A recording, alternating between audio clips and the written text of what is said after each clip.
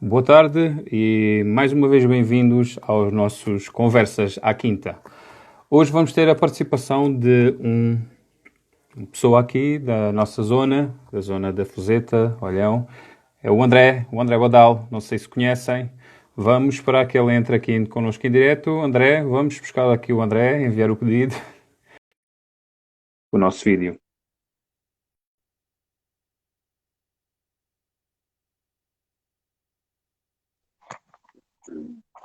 Olá, Olá André, tudo bem? Como é que, tudo? como é que estás?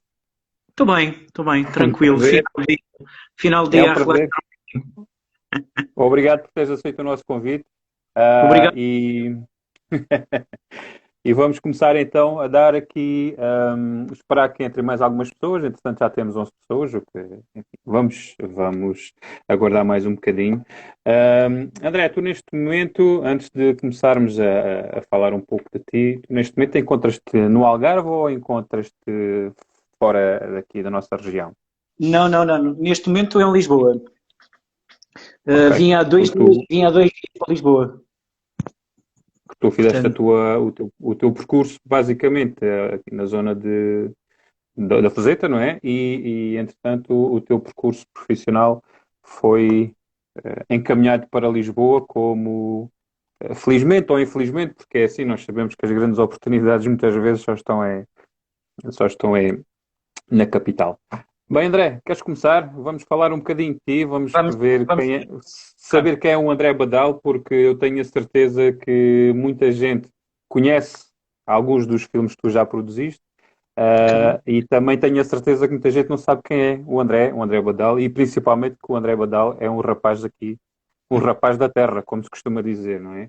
Portanto, André, fala um bocadinho de ti, quem és tu, onde é que nasceste e como é que foi esse teu percurso até chegares a realizador de cinema, que é uma coisa que também não é muito comum, não é? Explica-nos um bocadinho então. Ok, então, pronto, eu sou do Algarve, sou da Foceta, e estudei sempre no Algarve até ao 12º ano.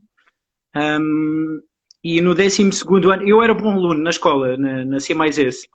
E então entrei naquele dilema que eu acho que a maior parte das pessoas tem, que é chegar ao 12º e não saber bem o que é que quer seguir a seguir. E eu lembro-me na altura, até fiz os testes psicotécnicos e essas coisas, fiz mais do que uma vez Exato. até. Eu lembro-me dos testes psicotécnicos da psicóloga dizer: pá, André, tu podes ir para qualquer coisa, ainda bem, tu podes ir para qualquer coisa. E eu, pá, mas ajudem-me, porque qualquer coisa é uma coisa muito vasta, portanto, podia vir para o quê? Exato. E eu, na altura, quando acabei então o 12º, primeiro entrei em engenharia aeroespacial.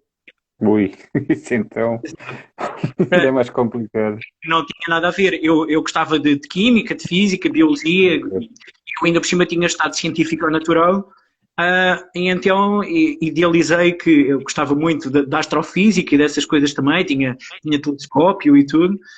E então fui para a engenharia porque achei que era uma coisa segura, pronto.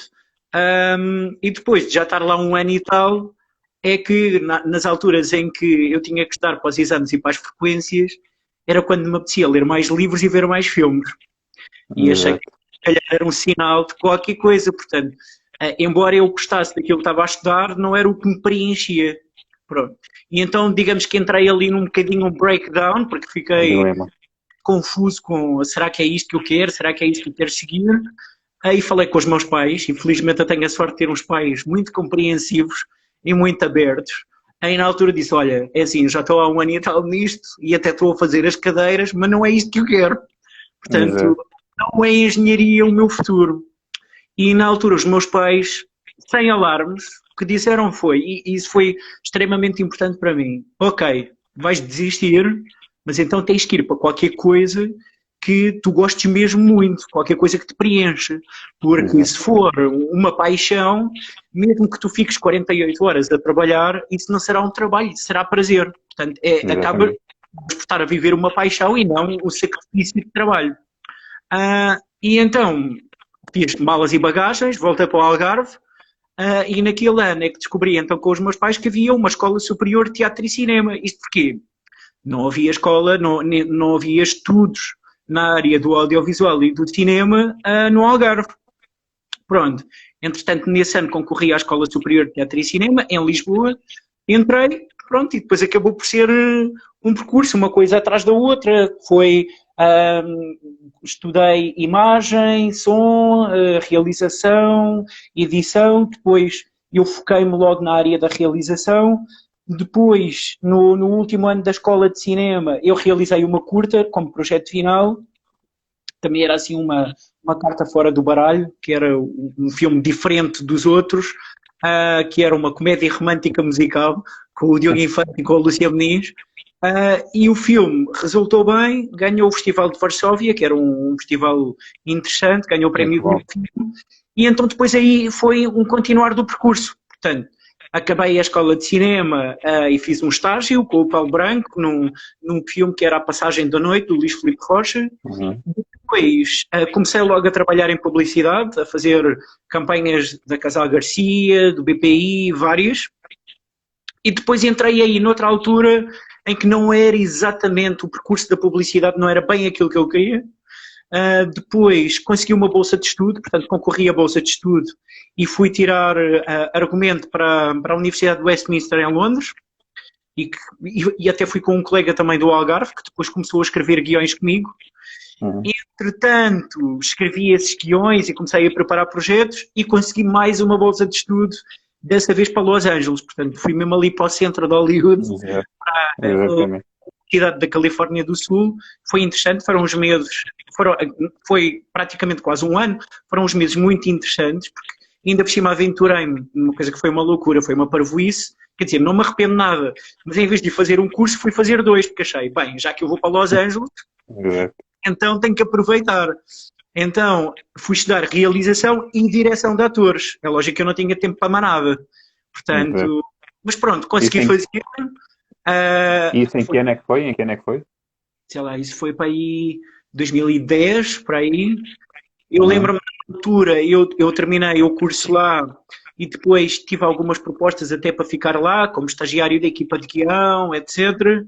Mas eu já vinha com ideias de ir fazer os meus filmes. Pronto, e eu lembro-me de ainda estar lá em Los Angeles e tinha escrito um guião com esse colega que, entretanto, arranjei o e-mail da Maria João Baixo e do Ivo Canelas, que eu não os conhecia, mas mandei-lhes um e-mail a dizer, olha, olá, eu sou o André, agora estou em Los Angeles, quero fazer esta curta, nem sequer tenho dinheiro para a fazer, mas queria muito fazer contigo como ator e tu como atriz. Será que tu alinhavas em fazeres este filme e tal? E eles gostaram do guião. E então, assim que cheguei a Portugal, cheguei a Lisboa, comecei logo a preparar com os amigos. Portanto, formei uma equipa, e isso é o mais importante nesta área, é tu teres uma equipa com quem tu trabalhas e com quem tu partilhas ideias e com quem tu elevas um projeto que tem uma ideia base e tu consegues trabalhá-lo numa versão cinemática e portanto, imagens e som e o trabalho com os atores. E então foi isso. Em poucos dias, quer dizer, demorou tempo a montar o projeto. Foi tudo, ainda eu lembro-me de pedir material e equipamento emprestado à escola de cinema onde eu tinha estudado e que emprestaram, portanto entraram como nossos parceiros, filmámos o filme e depois, olha, lá está, outra vez foi o percurso. Depois o filme começou a ir para festivais de cinema, depois ganhou o Festival de Cinema de Milão, prémio de melhor filme, e então depois uma coisa leva a outra, começas a preparar outros projetos e pronto, e foi assim. É muito bom.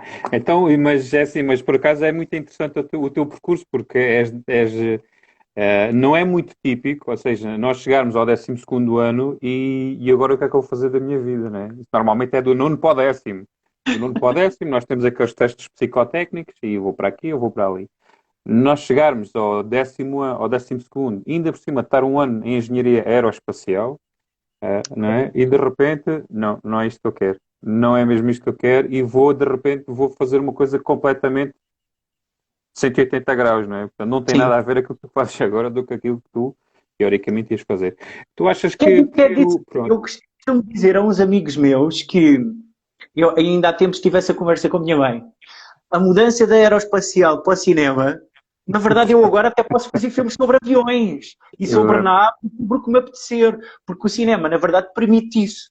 Exatamente. é uma plenitude de temáticas. Eu costumo dizer isso aos meus alunos. Eu sou professor e estou a coordenar um curso de audiovisuais cá em Lisboa. E é uma das coisas que eu gosto mais, que é o manter o contacto com as gerações mais novas e perceber a perspectiva com que também veem filmes e com que também veem séries e também motivá-los da mesma forma que me motivaram a mim a fazê-los. Portanto, nas minhas aulas, e foi um bocadinho aquilo que eu tive, não há assuntos tabus. Tu queres fazer Exato. filmes sobre uma viagem ao espaço? Então faz, constrói.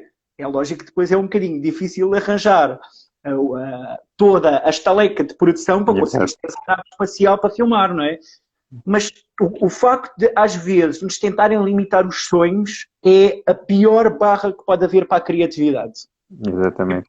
Nós temos é que conseguir criar projetos criativos e isso lá está, é o que nós precisamos ter. Não é? Aí, eu estou a ver uma data de alunos meus aderirem agora aqui à conversa. Boa. É bom, é bom. Ou E não seja, há vão muitos. dizer... Diz, Diz. desculpa. Não, E eu estava ia a dizer, dizer, há muitas pessoas que conhecem os alunos da escola secundária de Olhão, conhecem ali a zona da Fuseta, onde tu estudaste, mas há muitas pessoas que não conhecem. E tu andaste na escola primária da Fuseta, portanto, eu andei na escola primária da Fuseta e depois na com SEI aquela, mais com E. aquela grande, com aquela grande vista sobre a Ria Formosa, que as pessoas não conhecem, Exato. mas nós conhecemos, não é? E E depois até andaste, já filmei lá, e já filmei lá. e Porque depois andaste no. Diz. andei depois na SEI mais S João Lúcio É isso. e pronto, e Portanto, foi até ao e final. tinhas que ver as vistas também, se fosses a pé, ou mesmo que fosses carro, todos os dias, quando ias para casa, tinhas que ver ali a Ria Formosa, cheia ou bonita, é sempre bonita, né? Cheia ou vazia, peço desculpa, é sempre bonita.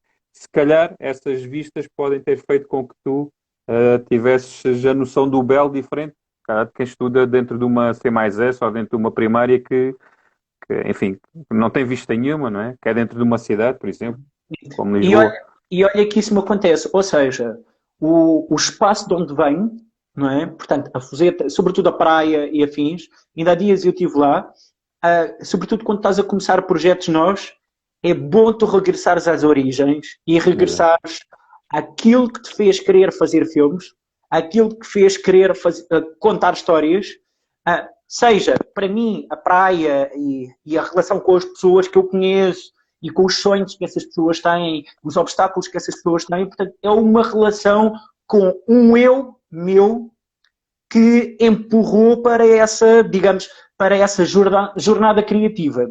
Portanto, eu acabo sempre, no início dos projetos, a ir ao local onde tudo começou. Exatamente, exatamente. Por E, também, e que é muito, muito bonito, e que é muito bonito, não é? Aliás, não podemos dizer que ali a zona da Fuseta conforme, quer esteja maré cheia ou vazia, tem sempre a sua beleza. André, diz-me uma coisa, portanto, tu fizeste a escola, foste para Lisboa, começaste a fazer filmes, e acredito que neste momento já sejas uma pessoa conhecida dentro do meio, não é? Portanto, se algum dos nossos alunos, ou se alguém perguntar quem conheces o realizador André Badal, obviamente já toda a gente conhece, e de certeza também que tens grandes contactos junto de praticamente todos os atores nacionais, não é? sim. Como é que tu vês ou seja, essa fama, portanto, não é que sejas uma pessoa muito famosa, não é? Como muitos dos nossos atores, mas já és uma pessoa que te mexe dentro do meio da fama. Como é que tu vês esse meio, ou se tu, no fundo, continuas a ser o mesmo André de sempre? Epá, eu acho que, sobretudo nos realizadores e afins, não há muita essa coisa da fama. Da fama. Quer dizer, às vezes quando sais com uma amiga atriz ou um amigo ator, as pessoas param na rua, mas não param na rua por causa de mim. Param na rua é por eles, Exato. não é? Mas eu acho que nesta área aquilo que nos move não é a questão da fama. Acho que, na verdade, isso até assusta um bocado. Porque às vezes a expectativa das pessoas até, na verdade, tu tens que te blindar e criar uma fronteira para não deixar que essas expectativas influenciem também o teu trabalho. Ok? Agora, é lógico que tu és influenciado por outras coisas. Por exemplo, há atores com quem eu já trabalhei que para mim passaram a ser família, quase, ou pelo menos uma relação de trabalho com complexidade e com respeito e com uma vontade criativa de sempre de fazer outras coisas. Por exemplo, eu tenho atores e atrizes que se tornaram grandes amigos, em que o desafio, cada vez que vamos, sei lá, jantar, quer dizer, agora ninguém vai jantar nem beber copos, mas era o que nos acontecia, e às vezes tens aquela conversa do, ok, olha, vou-te pôr a fazer isto, que é a transformação oposta daquilo que até eu estava à espera e tu também estavas à espera. E esse desafio é que sim, portanto, eu acho que a mim nada me move pela questão da fama, é pelo desafio. E pelo desafio de levares às pessoas um projeto que as desafie no momento em que estão a ver, mas sobretudo que as desafie numa reflexão pós-projeto, que as faça pensar depois de ver o filme e que mude se calhar alguma coisa para melhor. Ok? Eu acho que nós temos esse dever. Eu lembro-me, por exemplo, quando fiz a campanha anti-tabaco, aliás, tanto a campanha anti-tabaco como a campanha prevenção HIV. Uma fiz há muitos anos com a Vitória Guerra e a outra fiz há menos anos com a Paula Neves. Na altura, convidaram-me para fazer a campanha, e é engraçado que nos convidam sempre para fazer estas campanhas grandes quando ganhas prémios, e então tinham-me dito, epá, olha, gostava que fizesses e tal. E eu lembro na altura dizer assim, pá, eu não queria fazer a publicidade típica.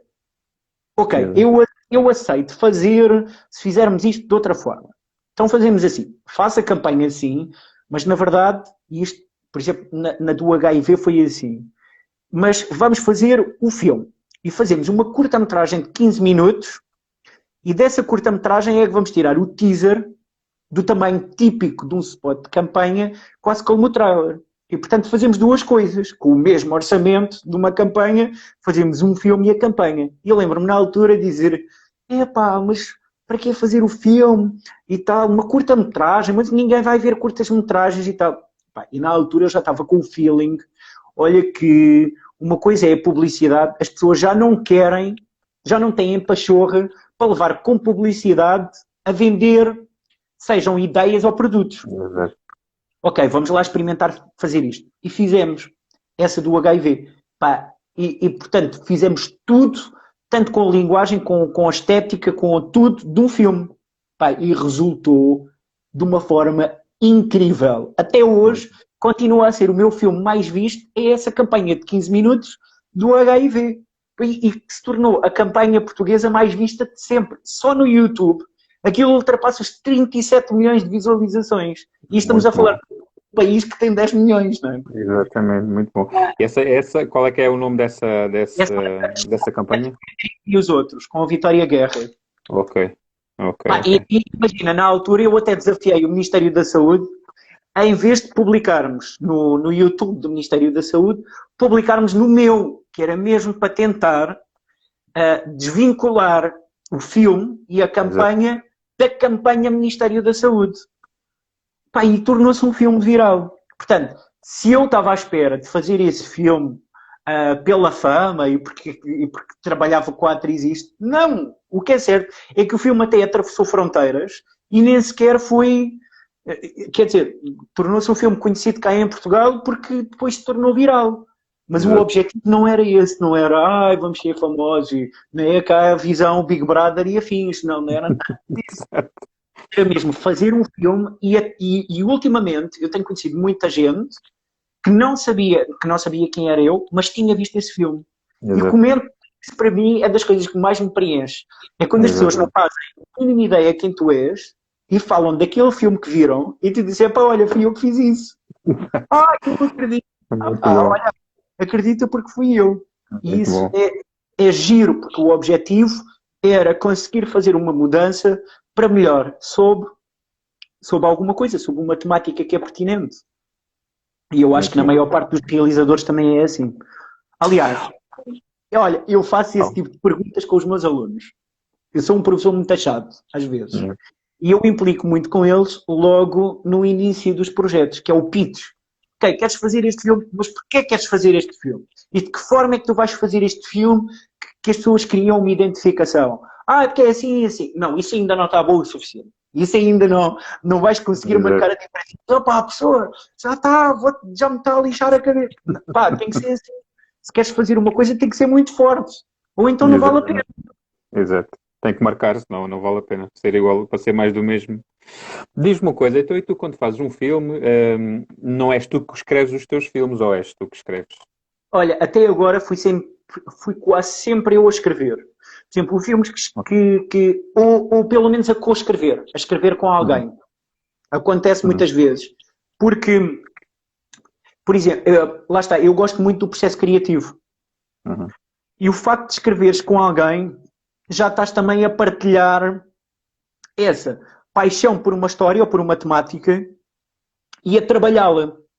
E às vezes até pode partir de uma ideia minha, mas até convida alguém para escrever o guião comigo. Mas já uhum. aconteceu, por exemplo, também a realizar sem ter sido eu a escrever. Isso também já Exato. aconteceu.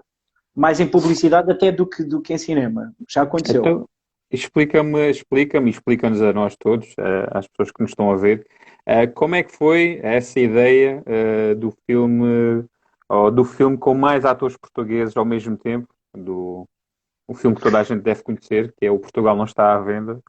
Epá, aí, Como é que isso começou? Como é que começou essa ideia? Como é que tu conseguiste juntar tantos atores famosos, não é?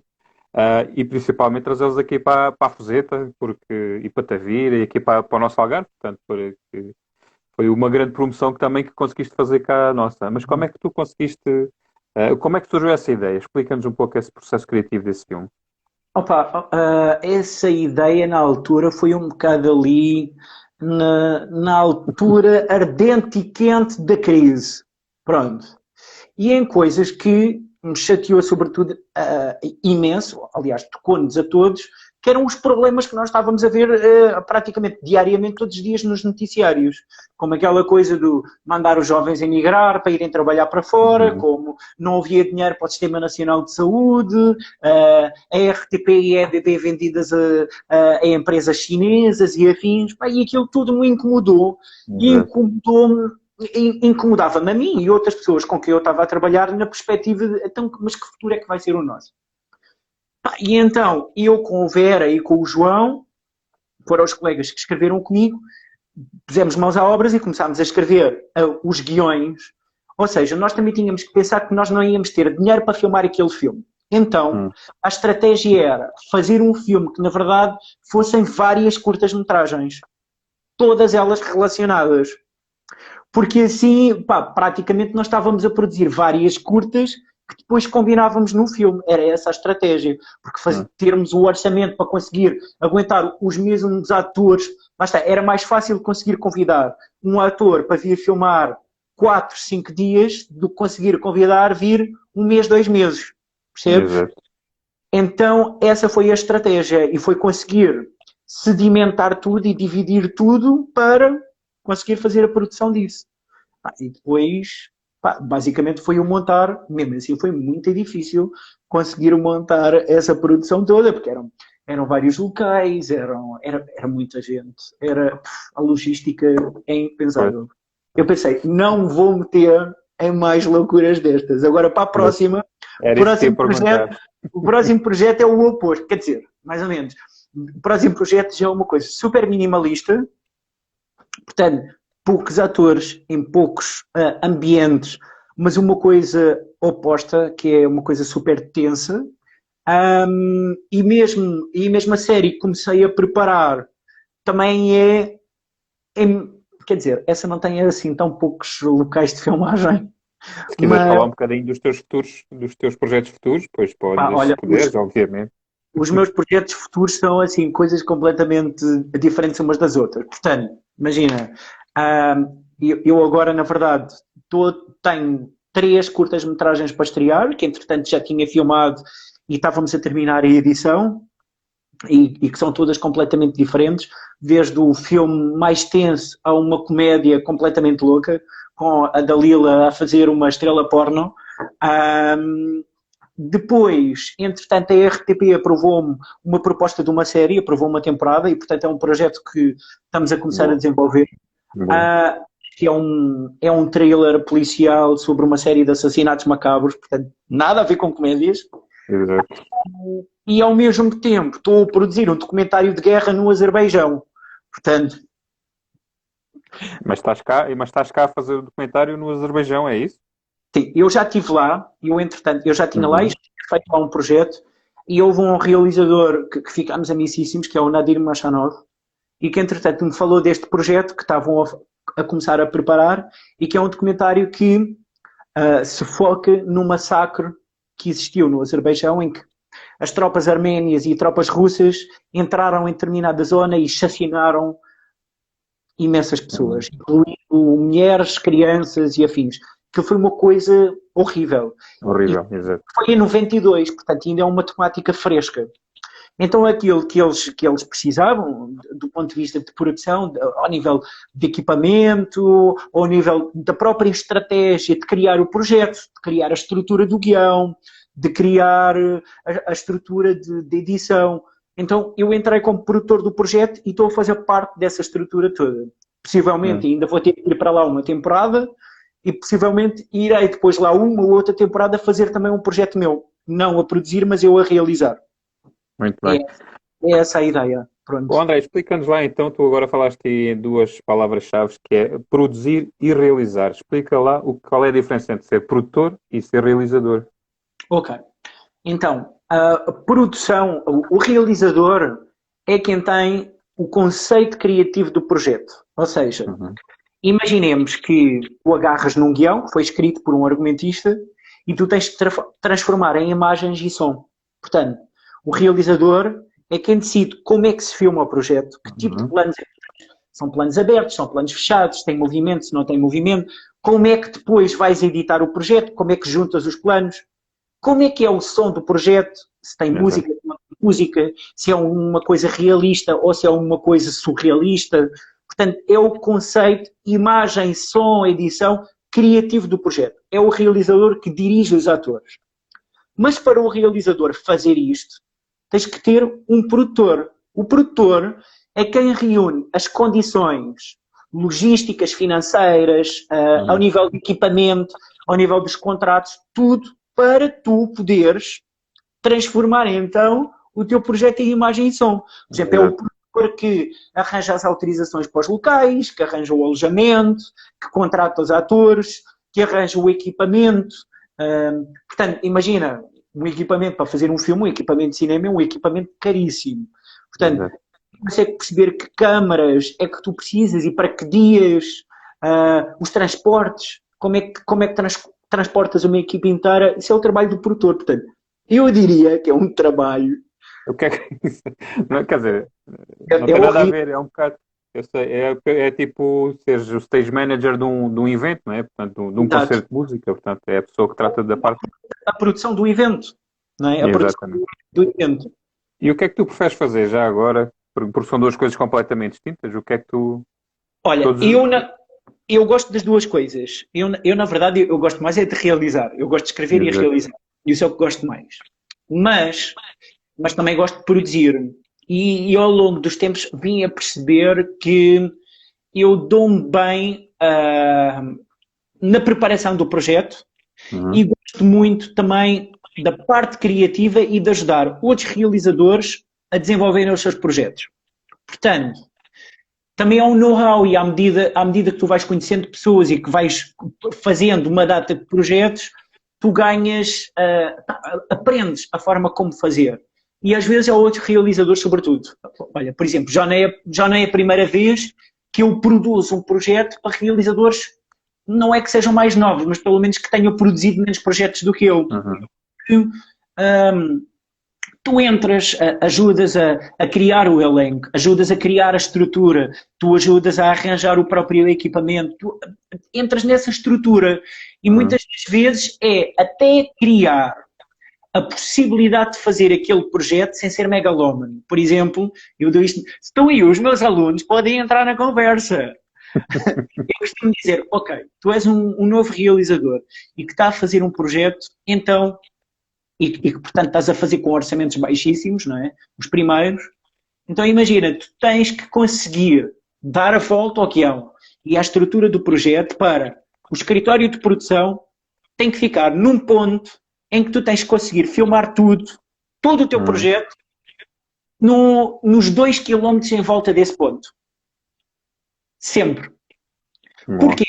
Porque tu consegues então transportar a equipa, tu consegues transportar o equipamento todos os dias, se alguma coisa ficou a faltar, tu consegues voltar outra vez àquele ponto. Exato. Estás a ver? E a produção faz isso. É criar, às vezes não é o mauzinho que diz, ai não, não vais fazer assim. Não é isso. Mas é quem tenta dar as voltas ao projeto para criar as condições para que seja execuível. Isso é difícil, porque entras sempre em choque também com o realizador e com a parte criativa que diz, epá, mas eu preciso de fogo de artifício. Não, não vais nada ter fogo de artifício. No máximo, filmas um plano fixo e pomos o fogo de artifício em pós-produção. Exato. E gosto disso. Há os truques. Diz uma coisa, tu nunca foste realizador e produtor ao mesmo tempo. Se calhar é um trabalho um bocado difícil de fazer. Se calhar no primeiro filme, talvez. Basicamente, na verdade, eu fui sempre realizador e produtor. E gosto de garantir isso porque, pelo menos nas discussões de produção, tu também tens alguma coisa para dizer. Exato. E, portanto, eu até sou bastante flexível nas questões de produção, mas há outras coisas que também tens que torcer um bocadinho o nariz, porque há coisas que são fundamentais para a tal parte criativa do filme. Percebes? Portanto, isto é sempre um compromisso. É o compromisso de, ok, estou a ser megalómano, ou se calhar não estou a fazer bem e tal, vou aceitar as tuas ideias e as tuas sugestões. Mas noutras também tens que bater o pé pelas tuas, porque senão acabas por fazer o projeto que os outros querem e não exatamente o teu projeto. Exatamente. Portanto, é um compromisso das duas coisas. Exatamente. Então, e quando fazes um filme, pensas logo nas pessoas que vais convidar? Imagina, eu falo do Portugal Não Está à Venda, porque se calhar foi o último filme que vi teu. Uhum. Imagina, já tinhas pensado no Pedro Teixeira e na Rita para fazerem. Tinham que ser aqueles dois a fazer aquele papel, ou podia ter sido outro ator qualquer, ou tu, quando pensas na história, pensas logo, não, esta história está escrita para esta pessoa em específico e vou convidá-la, e acho que é mesmo esta pessoa, Olha, a pessoa certa. acontece em alguns projetos, incluindo nesse, alguns papéis tu já estás a escrever para alguns atores. Sobretudo quando tu vais voltar a trabalhar com alguns atores. Por exemplo, eu fiz mais do que um filme com a Maria João Bastos e o segundo filme eu já sabia exatamente que tinha que ser ela. Aliás, eu ainda nem tinha terminado o guião e já a tinha convidado para o projeto. Exato.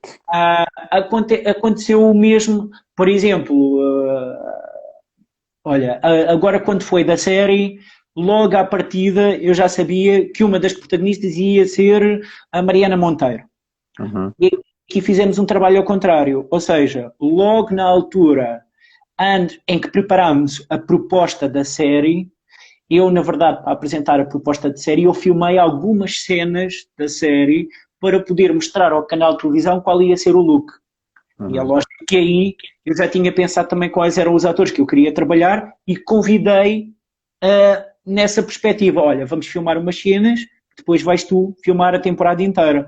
Mas sim, algumas vezes, atores com quem tu já trabalhaste, tu podes pensar logo, até porque quando estás a escrever, mesmo uma cena mais emocional ou qualquer coisa, tu já consegues idealizar aquele ator a representar aquilo. Isso pode ser giro, é um desafio, é engraçado. Boa. E os atores são muito difíceis de convencer ou é fácil de falarmos com eles e dizer, olha, isto é para ti? Toda a gente é difícil de convencer. Não vamos dizer que é fácil, não. Toda a gente é difícil. É lógico que também já ouvi muitos não, e outros, não, olha, não quero fazer esse tipo de filme agora, ou olha, acho que não se está a enquadrar bem naquilo que eu quero fazer neste momento. Também acontece isso. Às vezes até com pessoas que tu já trabalhaste, mas naquele momento não lhe apetece fazer um drama, ou pessoas que simplesmente não gostaram muito do guião. Isso acontece. E perfeitamente normal. E às vezes tu levas uma nega de um ator para um projeto mas a seguir até vais trabalhar com ele noutro. Isso Exato. acontece. Exato. Tudo depende também da fase em que nós estamos naquele momento na nossa vida. O que é que te apetece a ti fazer? Exato. Mas, pá, há atores mais difíceis, outros mais fáceis, sei lá. Eu acho É que como tudo, não é? ninguém aceita fazer um filme sem ler um guião. Isso te garanto. Uhum. Nem ninguém aceita fazer um filme para além do guião em saber que ideia que tu tens para o filme. Percebes? Pois. Como é que tu podes fazer aquilo? Se é uma comédia, então, se é uma comédia nonsense, ou se é uma coisa mais realista, ou se é surrealista, se é um drama, olha, imagina, é um drama e que tem uma tensão erótica. É lógico que as pessoas perguntam logo, ponto número 1, vai haver nudez? Vou ter que me Exato. despedir? Às vezes nem é essa a questão. Já me aconteceu estar num projeto e que tinha uma tensão sexual até no próprio projeto, e das últimas coisas que foram questionadas foi a questão da nudez. Não era isso que preocupava. O que aconteceu era como é que vamos trabalhar a parte dramática da personagem. Está a evoluir pouco. Como é que acrescentamos o drama em determinada altura? Ou como é que fechamos a história do filme? Isso para os atores acabava por ser mais Mais importante importante. do que o tirar a roupa. Não é? Exato. E aí é que tu vês a diferença entre, não é na questão do tirar a roupa, aí é que tu vês a diferença entre alguém com quem tu queres trabalhar num projeto ou não. É quando aquilo que é relevante e que interessa saber para o projeto não é como é que vou aparecer, percebes? Não é Uhum. uma questão de como é que eu vou fazer um post, como é que vai ser a minha pose, vou estar bonita ou vou estar feio. Não, lá está, porque quem se move por esta questão da paixão interessa-se é pelo desafio. E sim. Boa, boa. Eu lembro, E já olha, tem. vou-te dizer uma, por Oh. exemplo, quando eu fiz esse filme, essa curta que era A Catarina e os Outros, Uhum. que era uma campanha da HIV, etc. E nós, na altura, fizemos. Eu não sabia quem ia ser a atriz e tinha escrito o guião. Eu sabia que a Maria João Bastos e já tinha aceito fazer o filme, era uma das atrizes secundárias, o Filipe Leroux também, etc. Entravam vários atores, o Tiago Aldeia também, mas ainda não tínhamos encontrado a atriz principal. E na altura, eu encontrei-me, para aí, sem exagero, para aí, com umas 20 atrizes daquela faixa etária. Umas mais conhecidas, outras menos conhecidas, não interessa, nem era por aí. Mas no momento em que eu, a diretora de imagem e o diretor de som nos encontramos com o Vitória Guerra, eu lembro-me naquele dia, é engraçado que eu estou aqui perto do Príncipe Real e do Rato, nós encontramos aqui no Rato e ao fim dos primeiros 15 minutos de conversa eu sabia, mas eu sentia uma coisa que ela era a atriz do Era ela. filme.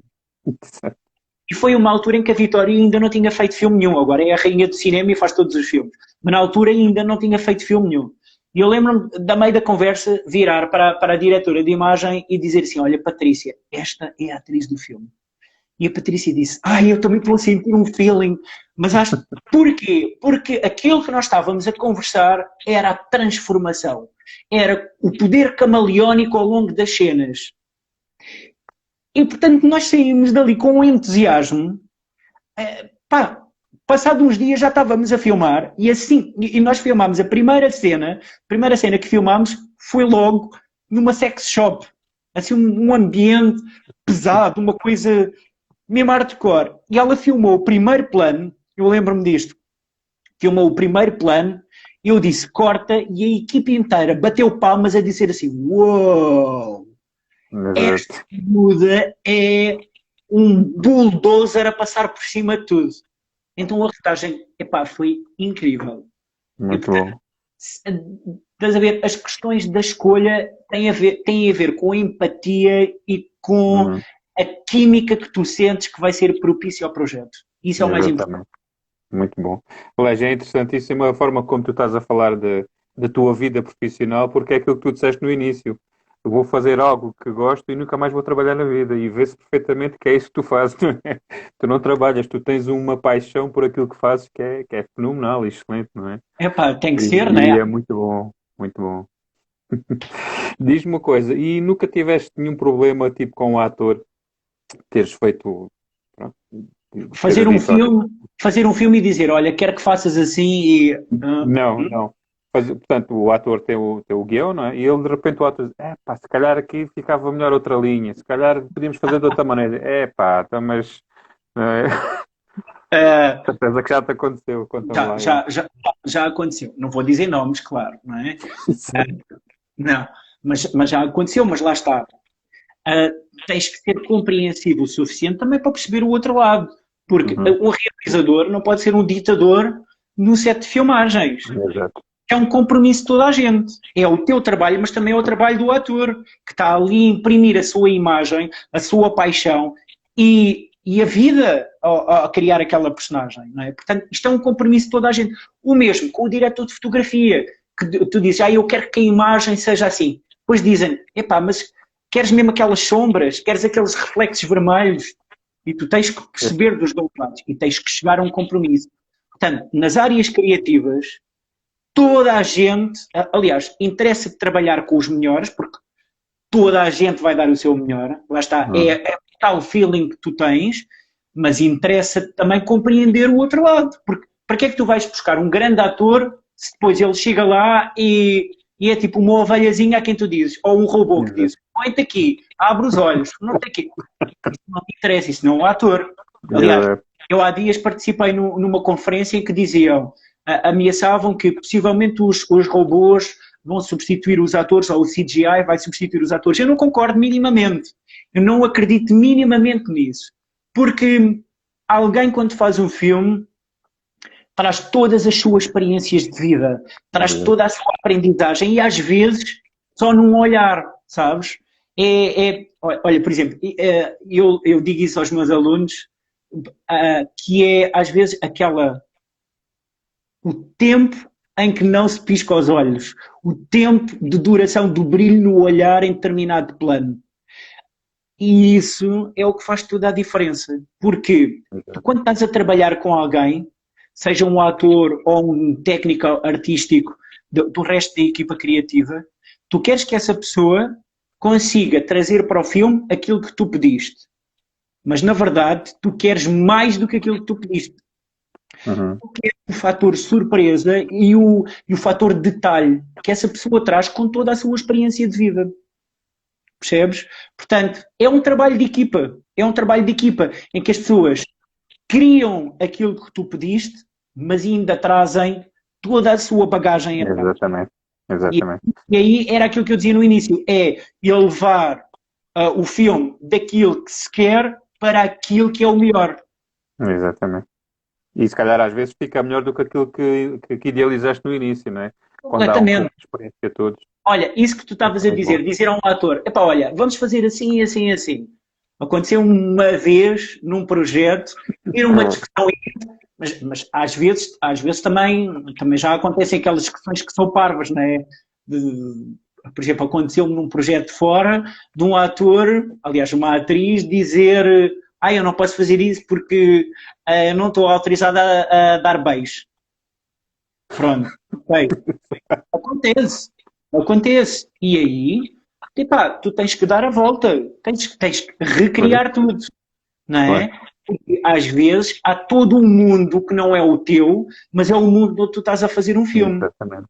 e tu tens que te adaptar. E vou-te dizer, isso que me aconteceu, por exemplo, nesse projeto, foi o melhor que me podia ter acontecido. Porque eu tive que mudar o conceito do filme a poucos dias de começar a filmar e, na verdade, em vez de o filmar do ponto de vista realista, mundano, só de personagens que se encontravam e que tinham uma certa tensão sexual, na verdade eu filmei-o de uma perspectiva divina, como se fosse Deus a assistir a um encontro de amantes, e em que eles não podiam consumar o ato, portanto nada nunca era consumado, mas o desejo estava lá. E ainda foi muito mais bonito. Tu veres duas pessoas num filme em que estão desesperadamente apaixonadas e desesperadamente com vontade de se beijar e de fazer amor e pronto, consumar o ato, e ali a impossibilidade disso acontecer era o mais bonito e que deixava o espectador pá, eu quero que isso aconteça, percebes? Portanto, Exatamente. pá, é agarrar aquilo que o universo dá e tentar aproveitar de uma forma criativa. Eu acho que é o melhor que tu podes fazer para um Muito projeto. bom. Muito bom. Diz-me uma coisa, vocês realizadores em Portugal, quando digo vocês, obviamente todos, Uhum. ahm, como é que é viver só de ser realizador? Que, enfim, nós às vezes dizemos, ser ator, ok, ator é uma coisa muito efêmera, estás Uhum. ali, sei lá, 10, 15 anos e depois já ninguém te liga. E será que acontece o mesmo com os realizadores? Portanto, isto é uma questão. Outra questão é, consegue-se viver só como realizador de cinema em Portugal? Epá, há quem consiga. Há quem consiga. Só porque é assim, tu como realizador, ainda por cima, tu podes fazer vários tipos de projetos. Ou seja, tu podes fazer filmes de ficção, podes fazer documentários, podes fazer séries, podes fazer programas de televisão, podes fazer novelas. Há todo um campo. Depois podes fazer publicidades, podes fazer institucionais. Há toda uma área vasta em que tu podes realizar. Tu podes também realizar e ser diretor de fotografia. O Uhum. campo é vasto. Só fazer filmes, eu conheço muito pouca gente que só faça filmes de ficção. Muito. Uhum. Porque depois tu concilias outra coisa. Eu acho que acaba por acontecer também com muita gente. Às vezes o problema é tu isolares-te no mundinho próprio, que tu Uhum. vives só com os teus amigos e só com a tua equipa e não fazes mais nada.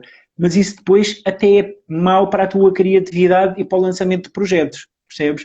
A maior parte das pessoas que eu conheço na área, olha, ou são realizadores barra professores, barra realizadores de publicidade, Uhum. realizadores de filmes, mas também realizadores de televisão. Portanto, acabam por conjugar várias áreas que são todas criativas e acaba por ser assim. Eu próprio já dei por mim pá, a fazer das várias coisas. Filmes, publicidades, dar aulas. Eu gosto muito de dar aulas. Gosto. Exato. Porque é um contacto com novas pessoas, não só com novas ideias, mas o mais importante é com novas perspectivas e com novas exigências. Eu dou por mim, às vezes, nas aulas, com os meus alunos a dizer: mas para mim mais importante é saber isto, ou eu acho que o filme devia ter era isto. E às vezes, coisas que nem tu, nem o teu grupinho de trabalho ainda Uhum. pensaram. Vamos E pensar. tu pensas, será que isto é o mais importante para uma nova geração? E será que a forma de fazer filmes daqui para a frente, pelo menos para o público, olha, isto comecei a ouvir para aqui uma voz qualquer. Ahm, Desde o as vozes do além. se o público muda, tu adaptas-te ou não, ou pelo menos Exatamente. Exato. aberto ou não a ouvir isso e a questionar-te sobre isso. Olá, Henrique Marques, estou a ouvir. Isto é um aluno que eu gostava muito, o Henrique Marques. Uhum. Ah, Está aqui que várias pessoas a meterem comentários, até é bom. e que agora farta-se de produzir já aí projetos, não é, Henrique? E que eu espero que continue a pensar sobre as coisas que o professor lhe dizia. O Henrique, isto não é só levar a ideia avante. Está estruturado ou não? As pessoas vão perceber ou não? Muito bom. Mas pronto. Bem, perguntem coisas, só. Exato. Bom, agora voltando àquilo que eu tinha pensado para te perguntar, é assim, quando tivermos, passarmos esta pandemia, não é? Porque a ideia é que tu venhas cá às escolas do agrupamento, e que te apresentes pessoalmente aos nossos alunos e que se calhar dês ali uma mini aula, um mini workshop, Claro, claro, claro, claro. porque pode acontecer algum dia, pode acontecer algum deles achar que, epá, isto se calhar é muito interessante. E depois é aquilo que eu te tinha dito quando nós falámos, muitas vezes as pessoas não acham que as pessoas da Terra, nós quando somos das terrinhas somos, não é? As pessoas acham, o pessoal aqui da terrinha nunca chega a lado nenhum. Não, muito pelo contrário, nós podemos chegar muito longe, não é? E é isso que nós queremos mostrar também aos nossos alunos, que é isso que nós queremos mostrar aos nossos alunos, que com esforço, dedicação, que tudo é Sim, possível. Portanto, não há impossíveis. Entretanto, temos aqui uma pergunta do Mário Moita Fado, não sei se conheces, em relação à acho que sim. música, quais os critérios onde se vai inspirar ou buscar essas bandas sonoras. Portanto, o Mário Ah, Moita, não sei se conhece, eu por acaso conheço pessoalmente, sim, ele sim, é sim. fadista, ele toca Sim. piano, toca fado ao piano. Em relação à música, olha, lá está, depende dos projetos. Por exemplo, um projeto que eu faça cá e que seja ou uma comédia ou um drama, que tenha determinado tipo de ambiência, determinado tipo de personagens, a própria musicalidade e que às vezes a sonoridade no filme pode não ser só dependente da música, pode ser a sonoridade é o campo amplo dos sons que compõem o filme. Okay? Tudo depende do projeto. Por exemplo, o filme que eu fiz no Azerbaijão, a musicalidade tinha que ter muito dessa da raiz da terra, daquelas tradições, os instrumentos típicos. Por exemplo, quando fiz o Portugal Não Está à Venda, eu procurei muito essa musicalidade com as guitarras portuguesas, com essa instrumentalidade.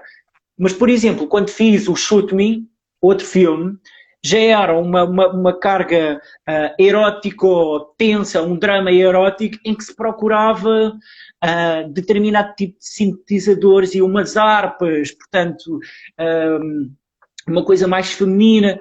Portanto, lá está, faz parte da tua pesquisa para um projeto, pesquisar também a sonoridade e a própria musicalidade do projeto. E que tem que ser certeira, porque aquilo que tu estás a ouvir quando estás a ver o filme, portanto, lá está, sobretudo numa sala de cinema, que é estás numa caixa escura em que tens um ecrã à frente e que tens o som a rodear, tem 5.1 ou 7.1. A imagem e o som têm que transportar para aquela história, transportar para aquele ambiente. E uma música mal escolhida pode transportar para um ambiente completamente errado e fazer sempre coisas completamente erradas. Às vezes a opção também é essa, é transportar para uma coisa completamente diferente daquilo que tu estás a ver, não é? São tudo, lá está, as opções linguísticas e estéticas do projeto em si.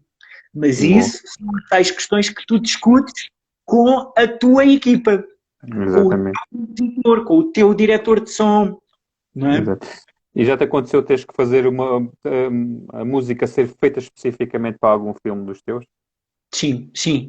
Aliás, quase sempre a fazer uma banda sonora de raiz, porque quando estava a editar eu já sabia, por exemplo, referências. Eu funciono por referências.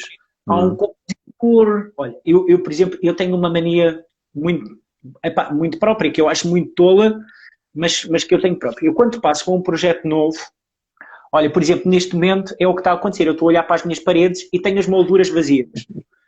Eu quando passo com um projeto novo, eu mudo o interior das molduras. Eu encho as molduras com imagens que me transportem para o ambiente do projeto, seja um filme ou não. E também escrevo e preparo já a ouvir bandas sonoras de referência. Eu gosto de funcionar com bandas sonoras. Uma banda sonora que tem uma musicalidade própria do princípio ao fim e que eu já sei que aquela musicalidade me vai transportar para um ambiente do filme. Porque se eu já estou naquele ambiente quando estou a escrever, quando estiver a planificar, a criar as imagens, e mesmo quando chegar às filmagens, é a mesma banda sonora que eu vou estar a ouvir. E, portanto, eu mando logo essa banda sonora para o compositor a dizer assim, olha, isto foi uma referência porque me faz sentir assim, assim, assim. E porque eu acho que este momento tem estes tempos e este tipo de instrumentos que fazem a personagem viver estas coisas. Okay? E então o compositor começa a trabalhar também nessa ambiência. Percebes? O mesmo diretor de fotografia. Tudo tem a ver, mas estava a dizer, eu faço isto das molduras, das músicas, e depois ainda me dou ao luxo de cada projeto eu fazer um chá com um sabor diferente. É ridículo. Que boa. Pronto. Mas como é que é? Temos sempre um bocadinho de louco, não é? Que é o transportar mais vezes para ou fragrâncias, cheiros ou sabores que me transportem também para um ambiente que seja realista. Estás a perceber? Não seja ser só fantasioso. Por exemplo, eu filmei agora as tais cenas iniciais para esta série e tinha a ver com um ambiente de bosque e de campos de terra batida e essas coisas todas. Então eu escolhi determinado sabor e determinado cheiro, muito terreno, que me fizesse sentir de determinada maneira. Todas as manhãs que eu acordava e ia trabalhar na escrita do projeto ou na escolha das imagens, eu já estava influenciado por uma ambiência, percebes? Já sabia, exato. tens que encontrar as tuas técnicas para poder mergulhar fundo naquilo. Porque Muito bom mesmo. é assim, Estás a ver a pergunta que o Santana Mestre está a fazer? se eu idealizo logo à partida quem queria interpretar nesse papel e inspirar-me no ator, já há bocado eu disse que sim. Às vezes, Às quando vezes. estou a escrever, eu já estou a pensar em determinados atores. Mas também aquilo que eu faço é, logo ainda, tu escreves um guião em várias fases. Então, antes de escrever a versão final de um guião, se estou a pensar em determinado ator, eu combino ir almoçar ou um café com o ator e discutir determinadas coisas. Perceber logo se estou a ir numa boa linha ou não e se é partilhado ou não. Porque Uhum. tem acontecido já. Sei lá, olha, aconteceu-me isso. Olha, aconteceu-me tanto com a Maria João Bartes, com o Ivo Canelas, com a Mariana Monte, epá, com atores incríveis, sei lá, com a Dalila, com a Maria José Pascoal também, que é a última versão do guião, eu reescrevo a última versão, já também com aquilo que o ator partilhou comigo. Ou seja, determinados pontos que possam ser um desafio para o ator, um desafio para mim e que possam ser um quebrar de barreiras e de fronteiras para os dois, que é tentarmos ir mais além em determinados pontos. Porque se nós atravessarmos essas fronteiras do desafio, epá, vamos chegar, se calhar, onde ainda não se tentou. Uhum. E, Muito bom. isso, às vezes, é uma mais-valia para o projeto. Porque tu estás num dia de filmagem e que tu filmas determinada cena em que tu vais mesmo longe e fundo, seja no drama ou no cómico, no registro do filme, e em que tu acabas, quando tu dizes o corta, tu, a tua equipa e o ator sabem que, epá, agora foi mesmo demais, não foi? Mas esse demais é que é o melhor. É como o Clint Eastwood dizia, tough ain't enough. Portanto, seres forte não chega. Tu tens que ser forte e tens que quebrar essa força. Porque é na quebra e na fragilidade, no encontro da fragilidade, que tu vais encontrar coisas com que o público também se vai identificar. Porque o público tem isso, também tem os altos e os baixos, não é? E nós Exato. identificamos com os personagens e com os filmes dessa forma. Dessa forma. Uhum. Ok, ou Santana Mestre, achas que eu respondi? Deve ter. Olha uma coisa, e tu como realizador, emocionas-te quando fazes filmes emotivos ou o realizador tem que ter um coração de pedra e não se pode emocionar porque senão pode passar a altura de dizer o corta? Epá, olha, sinceramente, para mim o importante numa rodagem é quando tu te emocionas. Se eu me emociono a mim próprio, se eu acabo por me emocionar durante a filmagem, significa que a tal barreira já foi ultrapassada. Yeah, A cena acabou por ser mais do que aquilo que eu estava à espera. Pior ainda, pior que não é pior, é melhor yeah, ainda. yeah. Se eu sinto alguém da equipa ou os próprios atores também emocionados, epá, é que de certeza tu vais emocionar o teu público. Exato.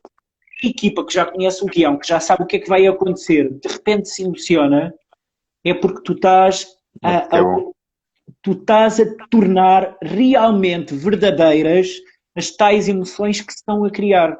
Elas deixam de ser representadas e escritas e tornam-se realmente verdadeiras. Muito bom. É interessante, temos aqui um agradecimento ao Pedro Ramalhete, que é o nosso professor coordenador do agrupamento, do nosso projeto cultural do agrupamento. André, passou em menos nada, uma horinha, parece que começámos ainda agora e já lá vão 60 minutos. Eu Ok. quero-te agradecer em nome do projeto cultural do agrupamento de escola, do agrupamento de escolas de Olhão, por teres aceito o nosso convite. O convite para nos vires cá visitar e para dares um pouco par da tua graça fica, assim que esta pandemia nos permita. E muito obrigado por ter estado aqui connosco, muito obrigado pelas respostas que nos deste e contamos. Obrigado também. E podem contar comigo. Então, assim que isto melhorar, Muito eu bem. lá estarei, lá estarei. Queres deixar uma última palavra para os nossos alunos da escola e para os teus alunos que nos estejam a Pode ver? ser. Ok. Ahm, Isto era uma coisa que os meus pais me diziam. Às vezes quando me perguntam assim, epá, mas isso não é uma área muito difícil, o cinema e o audiovisual, Eu acho que todas as áreas são difíceis. Eu conheço N engenheiros, N arquitetos, N médicos que também não estão a trabalhar ou de repente desistem do trabalho que estão a fazer. Todas as áreas são legítimas se forem vividas com paixão. E, portanto, tu tens que escolher algo para fazer para o resto da vida, porque só tens uma vida. Portanto, ou fazes alguma coisa que tu realmente gostes, ou então estás a desperdiçar tempo. Porque se tu Exato. tens uma paixão, tu não vais estar a desperdiçar tempo. Tu vais estar a viver o tempo. E essa é que faz toda a diferença. Muito bom. Muito obrigado. Muito obrigado, André. Até uma Adeus a próxima. toda a gente. Força. Obrigado.